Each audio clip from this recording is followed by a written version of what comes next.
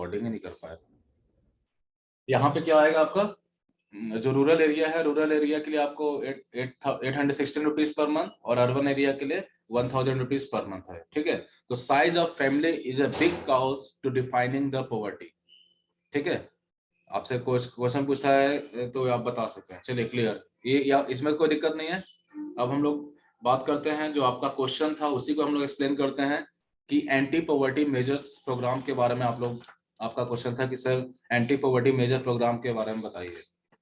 देखिए, anti poverty measure programme में दो चीजों के, पहले तो एंटी पॉवर्टी जो मेजर प्रोग्राम है, इसको किसमें दो आप इसमें ये कह सकते हैं, it is dependent on two Planck.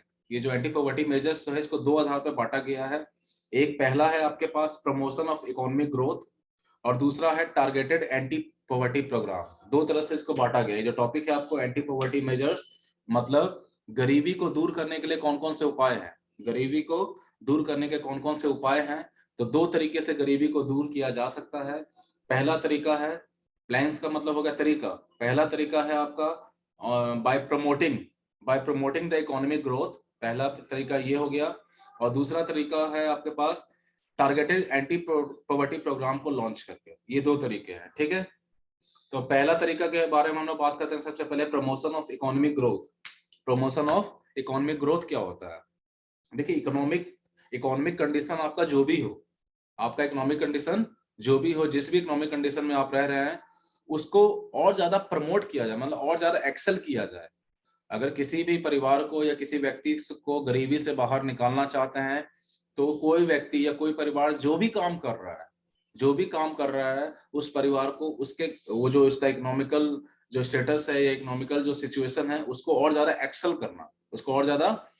करना, और ज्यादा इंप्रूव करवाना। तो उससे क्या होगा कि गरीबी उस घर की या उस इंसान का गरीबी को दूर किया जा सकता है। क्लियर है? जैसे फॉर एग्जांपल, एक रिक्शा वाला है, रिक्शा चलाने वाला व्यक्ति है, तो उसका उसका इकोनॉमिक एक्टिविटी क्या है? रिक्शा चलाना। उसका इकोनॉमिक एक्टिविटी तो रिक्शा चलाना है। तो उसको और ज्यादा इंप्रूव करवाना, उसको और ज्यादा उसमें और ज्यादा ग्रोथ दिखाना, ऐसा सपोर्ट कीजिए कि उसका और ज्यादा ग्रोथ हो। तो उसको आप ऑलरेडी जब आप उसको ग्रोथ मिलेगा, जब उसको ग्रोथ उसका हो पाएगा, तो फिर वो इंसान अगर सपोज दैट गरीब होगा, तो गरीबी से बाहर आ सकता है। ठीक है, जैसे जो भी काम आप कर रहे हो, जो भी आपका काम है, उसी काम को और ज्यादा एक्सेल करवाने से क्या होगा कि आपका जो इकोनॉमिकल कंडीशन है उसको सुधारा जा सकता है। क्लियर है? Promotion of economic growth. ठीक है, जो आपका आर्थिक स्थिति है, जो आपकी इकोनॉमिकल सिचुएशन है, उसको और ज्यादा प्रमोट करना। चाहे आप जो भी काम कर रहे हो, इवन आप नौकरी कर रहे हो, इवन आप जैसे एक और एग्जांपल देते हैं, नौकरी करने वाला इंसान, नौकरी करने वाले को डे बाय डे मिलता रहता है ना, कुछ ना कुछ गवर्नमेंट की तरफ से सपोर्ट मिलता रहता है।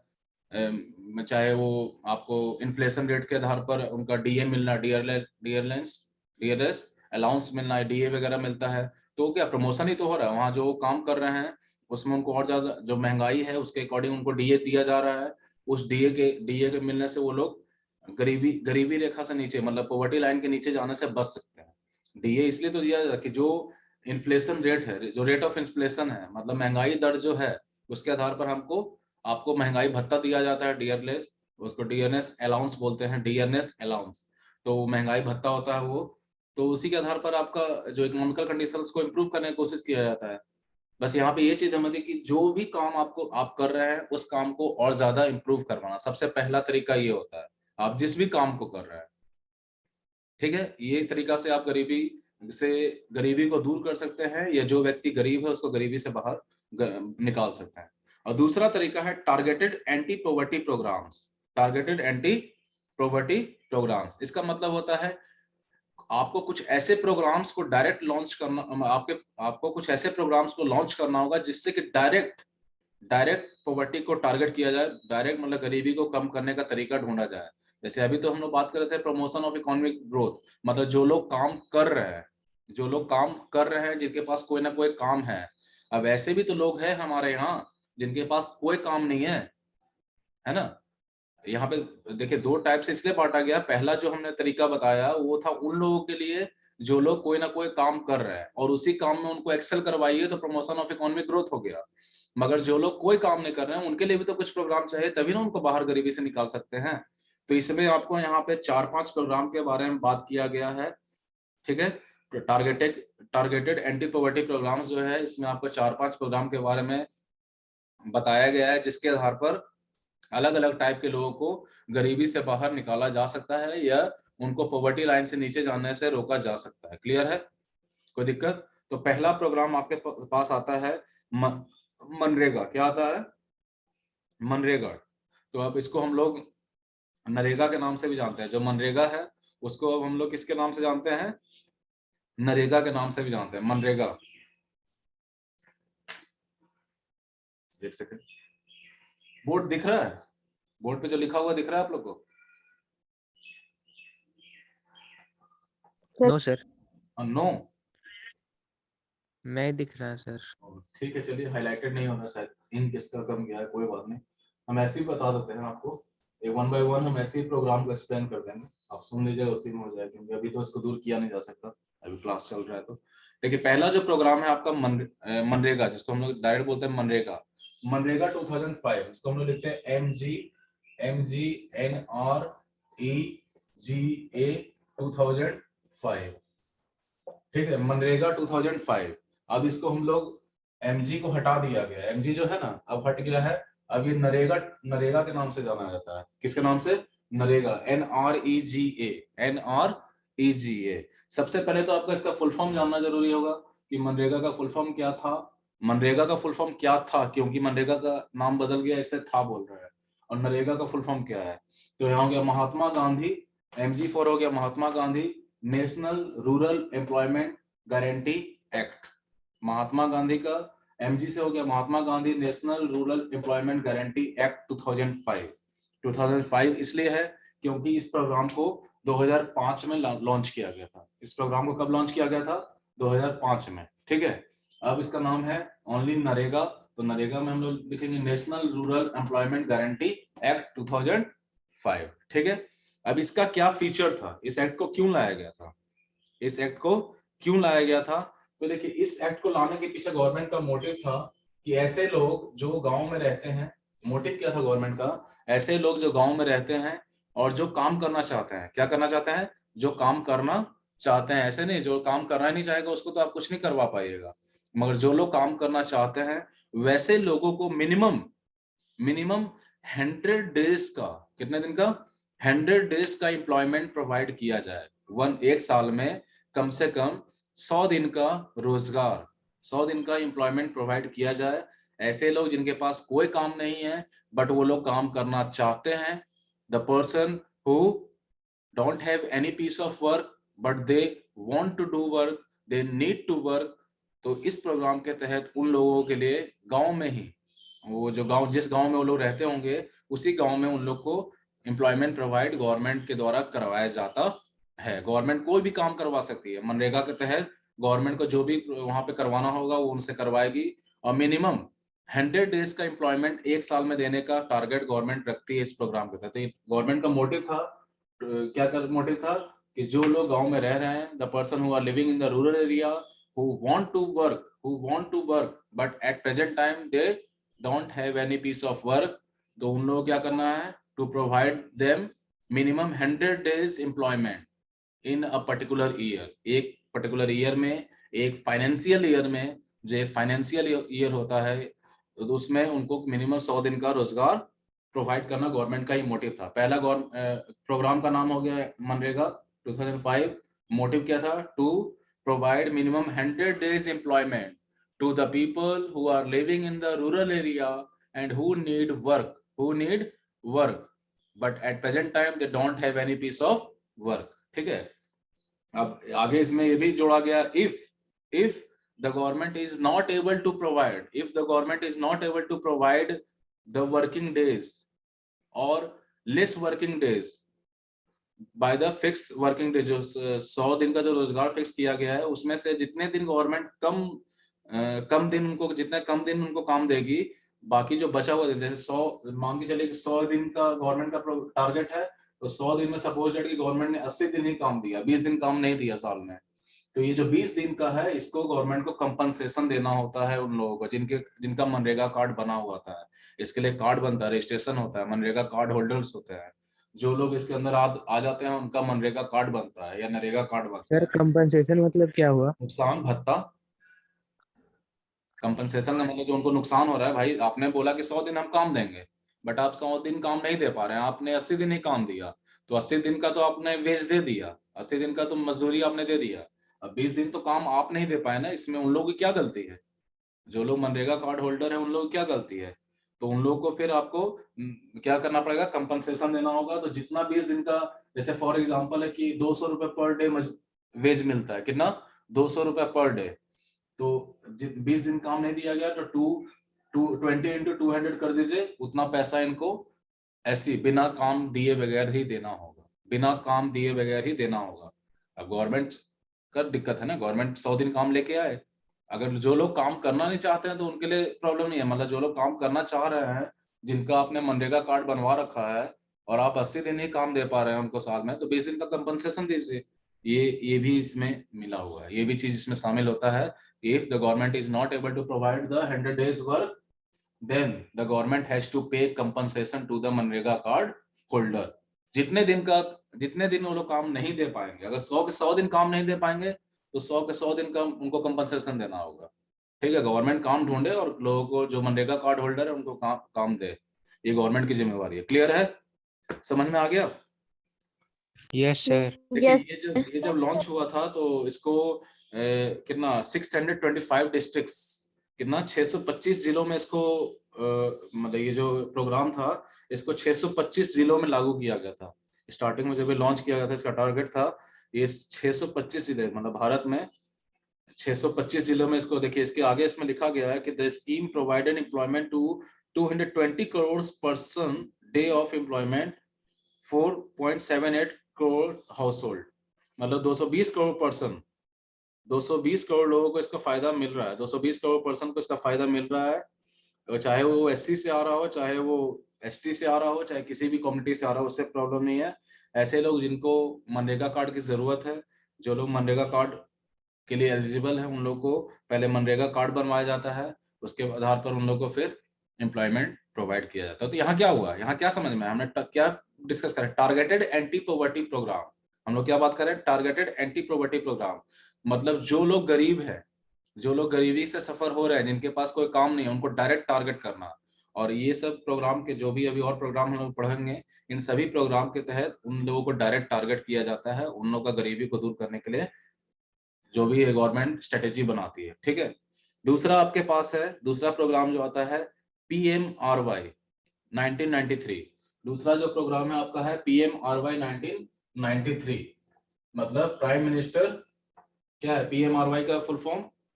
प्राइम मिनिस्टर क्या है? रोजगार योजना, है ना? प्राइम मिनिस्टर रोजगार योजना।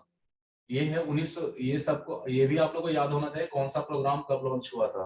तो PMRY 1993 में लॉन्च हुआ था। ठीक है, PMRY कब लॉन्च हुआ था? 1993 में लॉन्च हुआ था, मतलब मनरेगा से पहले ही लॉन्च हुआ था। मनरेगा तो 2005 में आया है, जो PMRY है वो बहुत पहले ही, उससे 12 साल पहले ही आ गया था। आपको 12 साल हुआ ना? हाँ, 12 साल पहले ही आ गया था। इसका क्या मोटिव है? इसका मोटिव क्या है? इस प्रोग्राम का मोटिव क्या है? इस प्रोग्राम का मोटिव है, देखिए यहाँ क्या कह रहा है, the aim of this programme is to create self employment opportunities for educated unemployed youth in rural area and small town. ये जो PMRY प्रोग्राम गवर्नमेंट ने बनाया था, PMRY जो प्रोग्राम बनाया था, इस प्रोग्राम को बनाने के पीछे गवर्नमेंट का मोटिव था कि ऐसे लोग जो पढ़े लिखे हैं, क्या है, जो पढ़े लिखे हैं और जो लोग गाँव में रह रहे हैं, रूरल एरिया में रह रहे हैं या छोटे शहरों में रह रहे हैं, उन लोगों को इस प्रोग्राम के तहत सेल्फ एम्प्लॉयमेंट अपॉर्चुनिटी क्रिएट करने का सपोर्ट किया जाए। मतलब फॉर एग्जांपल, अगर मैं रूरल एरिया में रह रहा हूं और मेरे पास नॉलेज है, मैं पढ़ा लिखा हूं, तो इस प्रोग्राम के तहत मुझे हेल्प मिलेगा, मतलब मुझे इकोनॉमिकल हेल्प मिलेगा। अब गवर्नमेंट बैंक से लोन दिलवाएगी, क्या करवाएगी, तो इकोनॉमिकल हेल्प मिलेगा और उसके आधार पर मैं अपना कोई ना कोई काम शुरू कर सकता हूँ। फॉर एग्जाम्पल, मेरे पास कंप्यूटर का नॉलेज है, मैं बहुत अच्छा कंप्यूटर जानता हूँ, तो मैं एक कंप्यूटर सेंटर खोल सकता हूँ और उस कंप्यूटर सेंटर को खोल के फिर मैं उससे अपना इनकम जनरेट कर सकता हूँ। तो इस प्रोग्राम के तहत PMRY 1993 के तहत ऐसे लोग जो लोग पढ़े लिखे हैं और जो लोग गाँव में रह रहे हैं या छोटे शहरों में रह रहे हैं, उन लोगों के लिए सेल्फ एम्प्लॉयमेंट अपॉर्चुनिटी क्रिएट करना गवर्नमेंट का मोटिव है इस प्रोग्राम के तहत। ठीक है, अब वो लोन देके ही होगा, गवर्नमेंट आके खुद तो काम करेगी नहीं ना। आप पढ़े लिखे, आपके पास एबिलिटी है, तो उस एबिलिटी के लिए आपको सपोर्ट मिल जाएगा, आपको गवर्नमेंट लोन दिलवा देगी। अब आप उससे जैसा आपका एबिलिटी है, मान के चलिए कि आपके पास स्किल है, आप पढ़े लिखे भी हैं, आपके पास स्किल है, आपके पास हुनर है। सपोज दैट कि आपके पास सिंगिंग स्किल है, आप गाना बहुत अच्छा गाना जानते हैं, तो आप सिंगिंग सेंटर खोल सकते हैं। सिंगिंग सेंटर खोल सकते हैं, वहाँ लोगों को बच्चों को बुला सकते हैं सिखाने के लिए, और सिखाइएगा तो फिर बच्चे आप लोग को पैसा देंगे, तो वो आपका इनकम हो गया। क्लियर है, समझ में आया? Saloni, do you have any problem? किसी को प्रॉब्लम है अभी तक में? No sir. ठीक है, तो ये हो गया PMRY का टारगेट। किसका क्वेश्चन था ये? टारगेटेड एंटी पॉवर्टी प्रोग्राम किसका क्वेश्चन था? मेरा एंटी पॉवर्टी मेजर्स क्वेश्चन किसने पूछा था? सर आई आवाज नहीं है। साहिल, आपने पूछा था? सर पल्लवी। पल्लवी आपका था? समझ में आ रहा है पल्लवी? Yes sir. ओके, ठीक है, तो नेक्स्ट प्रोग्राम के तहत बढ़ते हैं अब हम लोग। अभी तक हमने क्या बात किया? अभी तक हमने दो प्रोग्राम के बारे में बात किया, मनरेगा के बारे में बात किया, MG नरेगा। उसमें हमने बात किया कि जो लोग बेरोजगार हैं बट वो लोग काम करना चाहते हैं, वो लोग काम करना चाहते हैं, जो लोग बेरोजगार है, गाँव में रह रहे हैं बट वो लोग काम करना चाहते हैं, उनके पास अभी कोई काम नहीं है, तो उसको मनरेगा के तहत गवर्नमेंट ने काम प्रोवाइड किया। अब बात आया पढ़े लिखे लोगों का, कि जो लोग पढ़े लिखे हैं और जो लोग गाँव में या छोटे शहरों में रह रहे हैं, उन लोगों को सेल्फ एम्प्लॉयमेंट अपॉर्चुनिटी क्रिएट करवाना गवर्नमेंट का टारगेट था। तो इस प्रोग्राम को बनाकर गवर्नमेंट ने उन लोगों को हेल्प किया। ठीक है, अब इसके बाद आता है क्या, जो अभी तो हमने बात किया कि जो लोग ऐसे लोग मनरेगा में जनरली वही लोग आते हैं जो ज्यादातर पढ़े लिखे नहीं होते हैं, जिनके पास कोई पढ़ाई लिखाई से उनको कोई मतलब नहीं होता।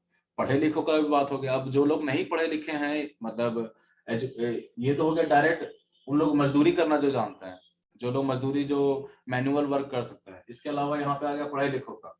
अब जो इसी एरिया में, रूरल एरिया, स्मॉल टाउन में रहने वाले जो अनपढ़ लोग जो मजदूरी नहीं कर सकते, उनको क्या करना है? जो मजदूरी का काम, जैसे मैनुअल वर्क, आप लोग समझ रहे हैं कि जो खेतों में हार्ड वर्क नहीं कर सकते, कहीं जाकर कुछ नहीं कर सकते वैसा काम, तो उन लोगों को क्या करना है? उन लोगों को कैसे सपोर्ट करेंगे? तो इसके लिए REGP बनाया गया। क्या बनाया गया? REGP। इसका फुल फॉर्म क्या है?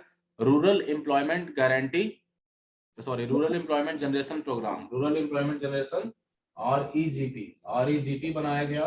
REGP 1995 में REGP बना, 1995 में REGP बनाया गया। इसमें ऐसे लोग जो इस कैटेगरी में नहीं आते हैं, PMRY कैटेगरी में नहीं आते हैं, मतलब जो पढ़े लिखे लोग नहीं हैं, उनको इस प्रोग्राम के तहत सेल्फ एम्प्लॉयमेंट, देखिए दोनों का मोटिव वही है, दोनों का मोटिव वही है कि सेल्फ एम्प्लॉयमेंट क्रिएट करवाना। बट PMRY में पढ़े लिखे लोगों के लिए है और REGP में जो पढ़े लिखे लोग नहीं है। ठीक है, और इस प्रोग्राम के तहत जो REGP 1995 था, इसके तहत 25 lakh new job, 25 lakh new job create करने का गवर्नमेंट का मोटिव था। वो भी 10th 5 ईयर प्लान में, मतलब जिस समय ये प्रोग्राम लॉन्च हुआ था उस समय 10th 5 ईयर प्लान का मतलब चल रहा था वो। तो उस 10th 5 ईयर प्लान में, मतलब 10वीं पंचवर्षीय योजना में, गवर्नमेंट का टारगेट था कि कम से कम जो लोग पढ़े लिखे लोग नहीं है, वैसे लोग जो लोग गाँव में रह रहे हैं, छोटे शहरों में रह रहे हैं, उन लोगों को 25 लाख, मतलब 25 लाख लोगों को जॉब देने की बात यहाँ पे, या न्यू जॉब सेटअप करने की बात कही गई थी। जॉब देने की बात नहीं, न्यू जॉब सेटअप करवाने की, सेल्फ एम्प्लॉयमेंट अपॉर्चुनिटी क्रिएट करने का। ठीक है, नए जॉब देना काम नहीं था, बस क्या काम था कि सेल्फ एम्प्लॉयमेंट अपॉर्चुनिटी उन लोगों के लिए भी क्रिएट किया जाए जो लोग पढ़े लिखे नहीं है, वो आपके REGP के अंदर में आते हैं। ठीक है, इसके बाद आपका है SGSY। SGSY कौन सा? 1999। SGSY को 1999 में लाया गया। इस प्रोग्राम का क्या मोटिव था, इसके बारे में हम लोग बात करें। इसका फुल फॉर्म क्या था? स्वर्ण जयंती ग्राम स्वरोजगार योजना। SGSY का फुल फॉर्म हो गया स्वर्ण जयंती ग्राम स्वरोजगार योजना, 1999। SGSY 1999। ठीक है, तो स्वर्ण यही है ना, SGSY है ना। इसका हो गया स्वर्ण जयंती ग्राम स्वरोजगार योजना 1999। अब इसमें क्या है, इस प्रोग्राम के तहत क्या किया गया, देखिए आज आप लोग जो बात करते हैं आप लोग पढ़े होंगे, इसी में है ये चीज आपका, एक मिनट देखने दीजिए तो। SHGS ग्रुप के बारे में सुने आप लोग? SHGS ग्रुप के बारे में सुने हैं? बोलिएगा। No, sir. नहीं सुने हैं? नो चलिए, सर। ठीक है। तो SHGS ग्रुप इसी प्रोग्राम के तहत बनाने के लिए गवर्नमेंट ने बोला, इस प्रोग्राम को लॉन्च किया गवर्नमेंट ने। उसके बाद बताया कि आप SHGS बनाइए, फिर हम आपको सपोर्ट करेंगे। SHGS का फुल फॉर्म होता है स्मॉल, क्या होता है इसमें, सेल्फ हेल्प ग्रुप। क्या होता है? Self help groups. SHGS का फुल फॉर्म होता है सेल्फ हेल्प ग्रुप, मतलब स्वयं, सेल्फ का मतलब खुद की सहायता करने के लिए एक समूह बनाया जाता है। तो गवर्नमेंट ने ये बोला है कि भाई आप लोग जो है, हम आप लोग को ये बोलते हैं कि SGSY के तहत आप लोग SHGS फॉर्म कीजिए, और SHGS जब आप लोग फॉर्म कीजिएगा तो हम आप लोग को क्या करेंगे, हम भी आप लोग को फिर सपोर्ट करेंगे उसी ग्रुप में। अब इसमें होता क्या है, देखिए स्मॉल हेल्प ग्रुप जो होता है ये 15 से 20 लोगों का समूह होता है, 15 से 20 लोगों का ग्रुप होता है। इसमें नंबर ऑफ मेंबर फिक्स होते हैं, ठीक है। इसमें ज्यादा से ज्यादा 20 लोग या कम से कम 15 लोग इसमें शामिल होते हैं। जनरली ये लोग गांव में रहने वाले, गांव के लिए लाया गया था। किसके लिए? गांव में रहने वाले लोगों के लिए लाया गया था। बट आज ये शहरों में भी हो रहा है। SHGS का जो काम है वो आज शहरों में भी चल रहा है। SHGS आज शहरों में भी बन रहा है, ठीक है। सिर्फ ये गांव में रहने वाले गरीब लोगों के लिए लाया गया था। बट इसमें आज के समय में ज्यादातर इसमें आपको वुमेन्स दिखेंगे। कौन दिखेंगे? वुमेन्स। आज इसमें मेल पर्सन आपको बहुत कम दिखेंगी, वुमेन्स इसकी ज्यादातर मेंबर आपको नजर आएंगे। जितने भी SHGS आप देखने को मिलेगा उसमें ज्यादातर जो मेंबर्स होंगे, ग्रुप मेंबर्स जो होंगी, वो वुमेन्स होंगी, ठीक है, आज के समय में। तो इस ग्रुप को लोग 15 से 20 लोग मिलकर बनाते थे, और लोग छोटा छोटा लोग कलेक्शन करते थे। क्या करते थे? छोटा छोटा कलेक्शन करते थे, जो ग्रुप का जैसा इकोनॉमिकल कंडीशन है, और उस कलेक्शन से लोग एक दूसरे की जरूरतों को पूरा करते थे। सपोज डेट कि हम जितने लोग क्लास में अभी हैं, इतने लोग का एक ग्रुप है। सपोज डेट कि विकास अभी हम लोग 100 रुपए अपने ग्रुप में जमा कर रहे हैं। SHGS हमने बना लिया और हमने उसका नाम दे दिया क्लास 9E स्टूडेंट ग्रुप्स, ठीक है। एक हमने नाम दे दिया इसको। तो इस ग्रुप में हर आदमी जो है, हर स्टूडेंट जो है 100 रुपए जमा कर रहा है। तो अगर 12 स्टूडेंट है तो 1200 हो जा रहा है, ठीक है।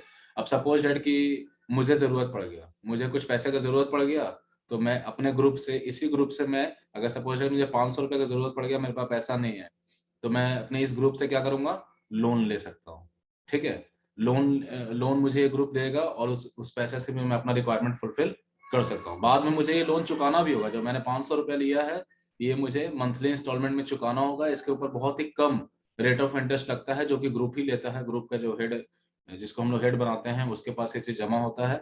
और फिर अब जैसे मैंने ले लिया 500 रुपया, तो इसके साथ साथ क्या होगा कि 500 रुपये से मैंने अपने रिक्वायरमेंट फुलफिल कर लिया ना, मेरे पास एक सपोर्ट मिल गया, ठीक है। और अगला महीना में जो जमा होगा, मुझे 500 का तो इंस्टॉलमेंट देना ही होगा। जो 500 रुपये है उसका इंस्टॉलमेंट तो देना ही होगा। साथ में 100 रुपये जो हर महीने जमा होता है वो भी मुझे जमा करना होगा। मतलब एक तो मैंने जो लोन लिया उसका उसका एक इंस्टॉलमेंट भी जमा करना होगा, साथ साथ जो हम लोग का सेविंग जो अमाउंट है वो भी हमको हर महीना